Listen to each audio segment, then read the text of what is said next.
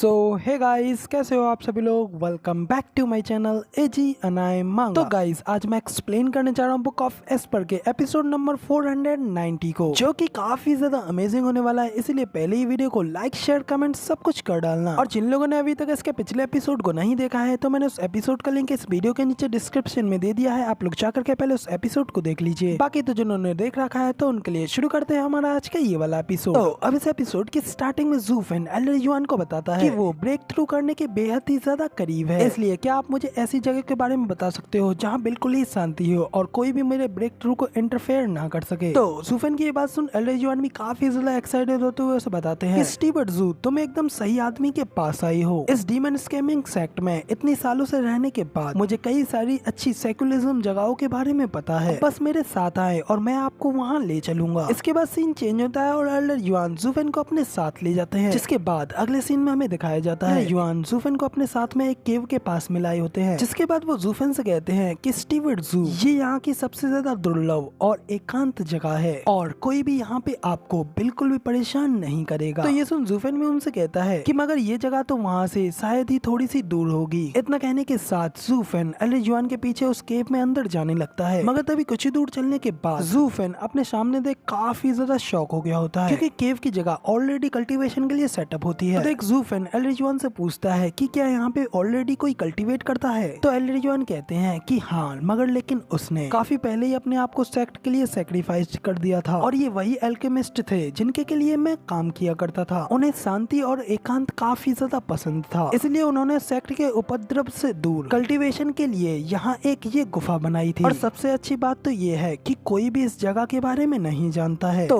अब इधर ज़ूफेन भी उस जगह को चेक करने के बाद एल्डर युआन से पूछता है कि मगर तो आखिर ये जगह इतनी ज्यादा क्लीन कैसे है, क्या कोई यहाँ पे ऑलरेडी रहता है क्या। एल्डर युआन हंसते हुए ज़ूफेन से कहते हैं कि आखिर ऐसा कैसे हो सकता है, मैं ही अकेला हूँ जो कि यहाँ पे साफ सफाई करता है। हमारे एक साथ मिलकर के काम करने के दिनों को याद करने के लिए आप यहाँ बिल्कुल शांति से रह सकते हैं। तो ज़ूफेन एल्डर युआन की सारी बातें सुनने के बाद फिर सोचते हुए उनसे कहता है कि मगर लेकिन, जबकि दूसरी ओर एल्डर युआन ज़ूफेन की आगे बात बिना सुने ही वहाँ से भागते हुए उससे कहते जाते हैं कि कम ऑन, क्या अब तुम्हें मुझ पर भरोसा नहीं है। इससे ज्यादा सुरक्षित जगह और कहीं नहीं हो सकती। अब तुम यहाँ पर रुको जबकि मैं बाहर जाकर के डिफेंस एरिया को एक्टिवेट कर देता हूँ ताकि कोई भी तुम्हें डिस्टर्ब ना कर सके। तो अब इधर एल्डर युआन के चले जाने के बाद में ज़ूफेन थोड़ा परेशान होते हुए अपने मन में कहता है कि क्या होगा अगर इसका ओनर वापस आ जाए। इससे पहले कि मैं यहाँ रहूँ मुझे इसकी तह तक पहुँचना होगा। न कहकर के ज़ूफेन इस सब की तहकीकात करने के लिए गुफा से बाहर निकल आया होता है, मगर तभी वो अपने सामने के नजारे को देख काफी ज्यादा हैरान हो गया होता है, क्योंकि उसके सामने एक बेहद ही ज्यादा पावरफुल सोल अरे फॉर्मेशन एक्टिवेट हो गई होती है, जिसका कि प्रेशर भी बेहद ही ज्यादा भयानक होता है। जो देख करके तो ज़ूफेन काफी ज्यादा हैरान होते हुए कहता है कि ये तो एक इथेरियल स्टेज एक्सपर्ट के द्वारा सेटअप की गई एक सोल अरे डिफेंस फॉर्मेशन है, और आखिर यहाँ पे ये सब क्या चल रहा है, क्या वो यहाँ पे मुझे ट्रैप करने की कोशिश कर रहे हैं। तो अब जब ज़ूफेन इस फॉर्मेशन को देख ये सब कह ही रहा होता है कि तभी एल्डर युआन भी कहीं दूर खड़े ज़ूफेन से कहते हैं कि स्टीवर्ट ज़ू पूरी तरीके से कंफर्टेबल हो जाइए और सिर्फ अपने ब्रेक थ्रू के ऊपर फोकस कीजिए, क्योंकि अब कोई भी यहाँ पे आपको परेशान करने वाला नहीं आ पाएगा। और क्या अब भी आपको मुझ पर कोई डाउट है। इधर एल्डर युआन की ये बात सुनने के बाद तो ज़ूफेन भी थोड़ा शांत होते हुए अपने मन में कहता है कि ये ओल्ड मैन अचानक से काफी ज्यादा रिलायबल हो गया है, मगर चलो छोड़ो, भूल जाओ उसे। वैसे भी मैं अब इस अरे को तोड़ नहीं सकता। मनुष्य जो प्रस्ताव करता है भगवान उसे पूरा करता है। एल्डर युआन, मुझे पूरी उम्मीद है कि आप मेरे भरोसे के लायक हैं। तो अब जब ज़ूफेन इधर ये सब सोच ही रहा होता है, दूसरी ओर हमें एल्डर युआन को दिखाया जाता है जो कि कहीं उस गुफा के गेट से दूर खड़े होते हैं। इसके बाद वो किसी से कहते हैं कि तुम लोग यहीं पे रहना और ये मेक श्योर करना कि कोई भी इस बच्चे को डिस्टर्ब ना कर सके, यहाँ तक कि अगर सेक्ट लीडर भी आ जाए तो वो भी ये ना कर सके। तो एल्डर युआन के इतना कहने के साथ ही हमें उनके पीछे कुछ काफी ज्यादा पावरफुल एल्डर्स को दिखाया जाता है, और आप लोग तो ये क्लियरली देख ही सकते हैं कि एल्डर युआन उन लोगों को ऑर्डर दे रहे होते हैं। तो इसे तो आप क्लियरली समझ गए होंगे कि एल्डर युआन कौन हो सकते हैं और उनके पास क्या पावर्स हैं। इस साथ एल्डर युआन के वहाँ से चले जाने के बाद हमें वहाँ उस गुफा के पास से 5 एनर्जी से भरी पावर्स को आसमान में रिलीज होते हुए दिखाया जाता है, जैसे कि रेड बालों वाला वेनरेबल भी देख रहा होता है और हैरान होते हुए कहता है कि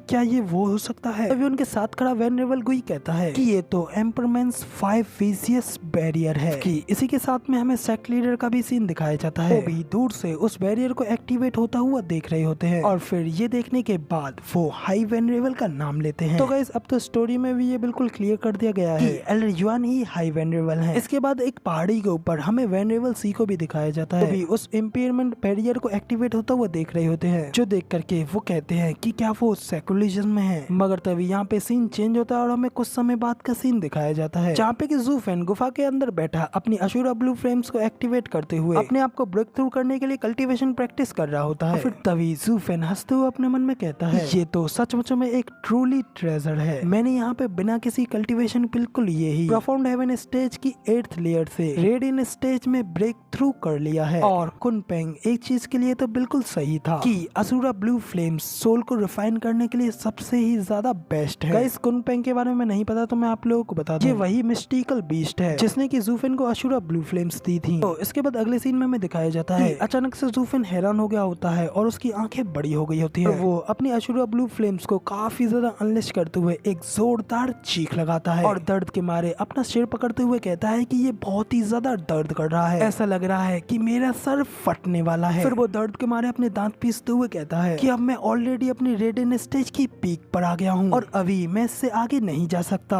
और ये सिर्फ सोल ट्रांसफॉर्मेशन के बारे में नहीं है। इतना कह करके ज़ूफेन अपनी सारी असुरा ब्लू फ्लेम्स को अपने हाथों में कंट्रोल करने लगता है और साथ ही बड़ी मुश्किल से अपनी सोल को कंडेंस करने लगता है। जिसके बाद ज़ूफेन दर्द में स्माइल करते हुए कहता है कि एक रेडियन स्टेज के एक्सपर्ट के पास में एक इथेरियल स्टेज की सोल पावर है। अगर ये कोई अफवाह होती तो कोई भी इसके ऊपर विश्वास नहीं करता। इसके साथ ही अगले सीन में ज़ूफेन की बॉडी से 9 ड्रैगन वेन सोल्स बाहर निकलने लगती हैं, जिन्हें की देख करके ज़ूफेन कहता है कि अभी भी स्टिल 9 अर्थ ड्रैगन सोल्स हैं। मैं 10वें को 10 हेवन ड्रैगन ओपनिंग के लिए आजमाना चाहता था और देखना चाहता था कि हेवन ड्रैगन सोल के साथ क्या मामला है, लेकिन अब इन 9 जानवरों को और ज्यादा दबाया नहीं जा सकता। और अब क्योंकि मैं एक अर्थ ड्रैगन के साथ में फंस गया हूँ, इसलिए अब इसे अभी ही करना बेहतर रहेगा। इतना कहने के साथ ही ज़ूफेन अपने हाथ की ओर देखता है, यहाँ पे कि उसकी रिंग गोल्डन कलर में चमक रही होती है। देख करके तो ज़ूफेन भी हैरान होते हुए कहता है कि ये तो ड्रैगन का ऑरा है। और तब इसी के साथ में अचानक से ज़ूफेन की रिंग से मार्शल डुगो का वेपन बाहर निकलता है, जो कि खुद उन्हीं ने ज़ूफेन को दिया था। इसी के साथ में उस वेपन के अंदर से एक और अर्थ ड्रैगन की सोल बाहर निकल रही होती है, जो देख करके ज़ूफेन भी मार्शल डुगो की बात याद करने लगता है, जहाँ पे कि मार्शल डुगो उससे कहते हैं कि ये ड्रैगन स्लेयर क्रिसेंट ब्लेड मुझे तब मिला था जब मैं अपना फर्स्ट एक्सपीरियंस करके